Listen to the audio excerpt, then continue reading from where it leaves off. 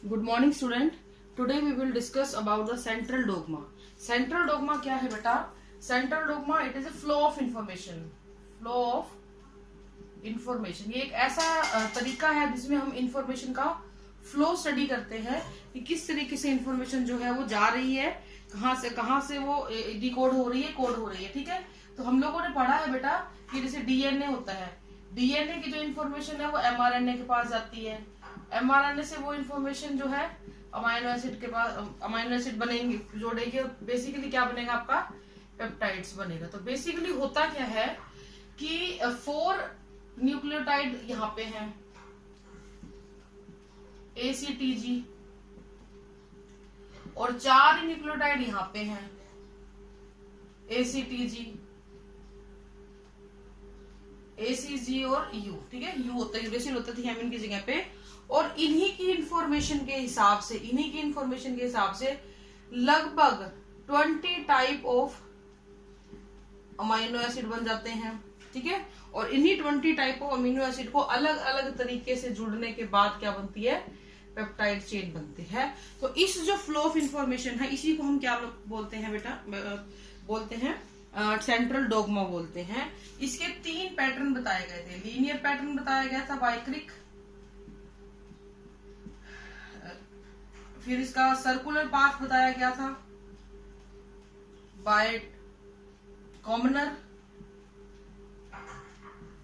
और फिर इसका रिवर्स पाथ भी एक बताया गया था जिसको हम लिखा था टैमिन बाल्टीमोर में, बाल्टीमोर। ठीक है, एक एक करके इनको एक्सप्लेन करेंगे। लीनियर में क्या बताया गया कि जी डीएनए से आरएनए बनेगा by the process of transcription. ठीक है, ट्रांसक्रिप्शन से। इस एमआरएनए से प्रोटीन बनेगा by the process of translation. तो ये उसमें बताया गया था, बिल्कुल सिंपल। ठीक है, प्रोटीन या पेप्टाइड्स भी आप इसको लिख सकते हो, पेप्टाइड से प्रोटीन बनता है। ठीक है, तो ये था आपका लीनियर मेथड, जिसमें क्रिक ने बताया था कि 4 कोड यहाँ पे होते हैं, ACTG, फिर ACTU बनते हैं, और उन्हीं के रैंडम तरीके से ट्रांसलेशन होता है, तो प्रोटीन और पेप्टाइड की इंफॉर्मेशन बनाई जाती है। ठीक है, अब हम बात करते हैं कि ये 4 लेटर की जो लैंग्वेज थी इसको कॉमनर ने किस तरीके से एक्सप्लेन करा। कॉमनर था ये वाला साइंटिस्ट, इसने बोला जी डीएनए से आरएनए बनेगा, आरएनए से प्रोटीन बनेगा। ठीक है, ये प्रोटीन से फिर आरएनए बनेगा, और इस आरएनए से फिर डीएनए बनेगा। इस तरीके से इसने बताया। इसको भी बहुत ज्यादा कोई खास तवज्जो दी नहीं गई, लेकिन इसके बाद में एक साइंटिस्ट आए थे जिन्होंने रिवर्स ट्रांसक्रिप्शन भी ऐड किया, जिसकी बातों को काफी हद तक सही भी माना गया। इन्होंने क्या किया था बेटा, राउस सार्कोमा वायरस में, राउस सार्कोमा वायरस को उन्होंने यूज किया था, RSV इसको हम बोल देते हैं, कि कैसे कोई भी ऑर्गेनिज्म का जो आरएनए है वो अपने आप को कन्वर्ट कर देता है डीएनए में। तो इसको हम बोलते हैं रिवर्स ट्रांसक्रिप्शन। इसका क्या मतलब हुआ बेटा, अगर डीएनए से आरएनए बने तो इसको हम लोग बोलते हैं ट्रांसक्रिप्शन।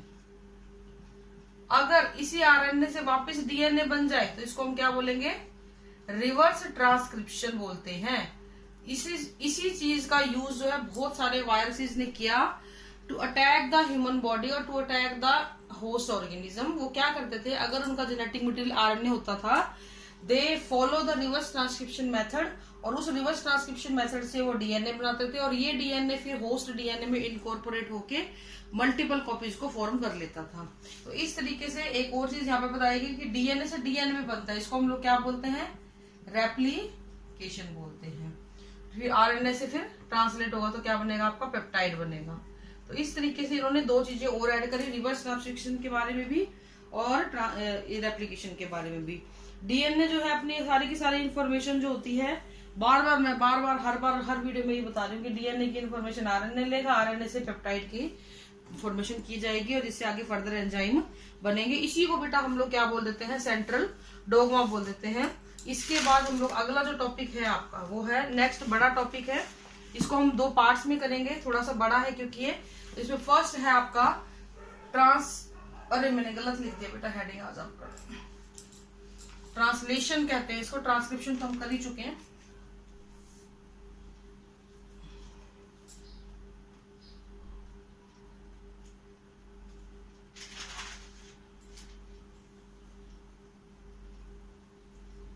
ट्रांसलेशन, ठीक है। ट्रांसलेशन का क्या मतलब होता है, पहले तो आप लोग यही समझ लीजिए। ट्रांसलेशन का मतलब होता है एमआरएनए पे प्रेजेंट जितनी भी इंफॉर्मेशन है उससे एक सलीके की इंफॉर्मेशन को निकालना, ट्रांसलेट करना।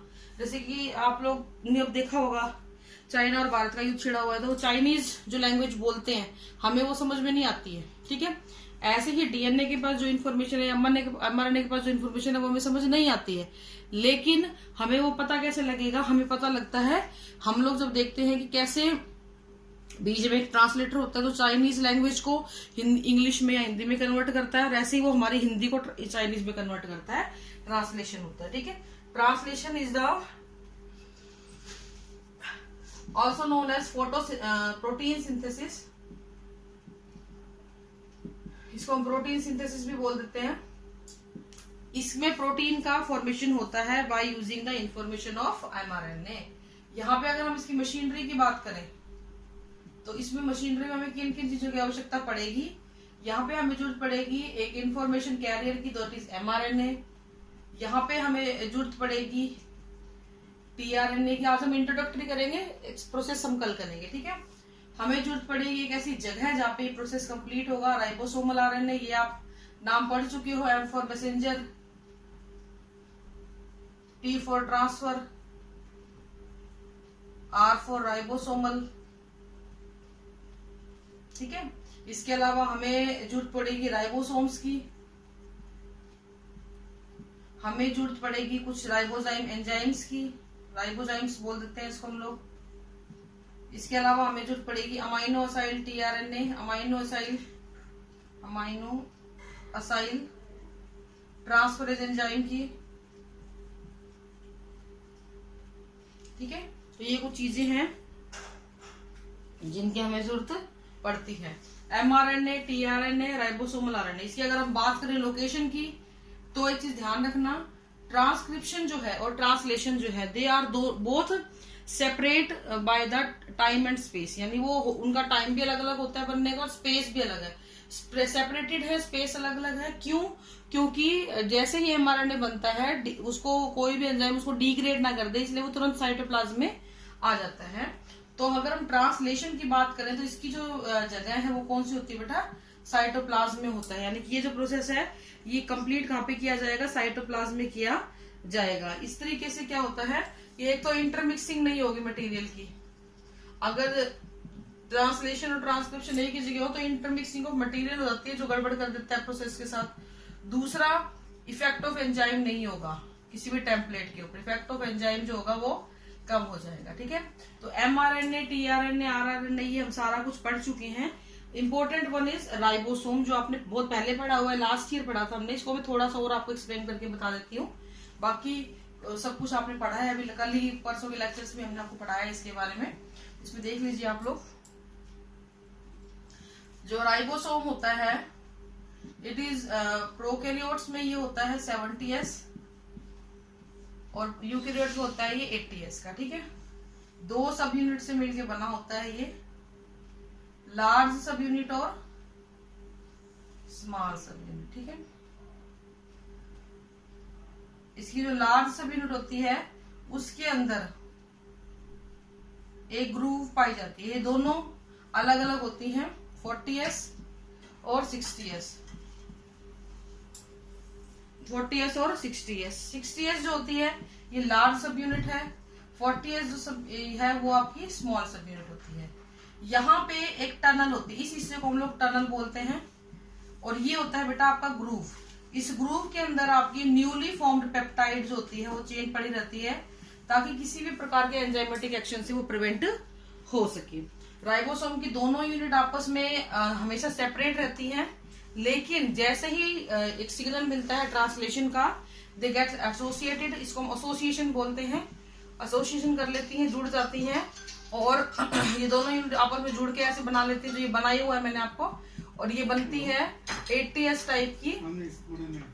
और इस ATS टाइप की जो राइबोसोम होती है, इसको मैग्नीशियम आयन की बहुत ज्यादा जरूरत होती है, यानी मैग्नीशियम आयन यहाँ पे होना बहुत ही जरूरी होता है। इसके साथ में ये आपकी टनल, ये वाला हिस्सा टनल का है, यहाँ पे आपका mRNA आके जुड़ेगा, इस टनल वाले हिस्से में आपका mRNA आके आपका जुड़ जाता है। ठीक है, अब हम अगर बात करें इसकी साइट की, तो यहाँ पे लगभग 3 साइट होती है, P, A और E, 3 साइट होती है यहाँ पे RNA के पास। E for exit, A for acceptor site और P फॉर पेप्टाइडल साइट। ठीक है, पेप्टाइड फॉर्मेशन साइट होती है। तो ये वो जगह है जहाँ पे पेप्टाइड फॉर्म होगा, ये वो जगह है जहाँ से नया tRNA एक्सेप्ट किया जाएगा, और ये वो जगह है जहाँ से इसको निकाल दिया जाएगा। किसको निकाल दिया जाएगा? आपके tRNA का यूज होने के बाद उसको बाहर निकाल दिया जाएगा। इस तरीके से इसका यूज होता है राइबोसोमल यूनिट का।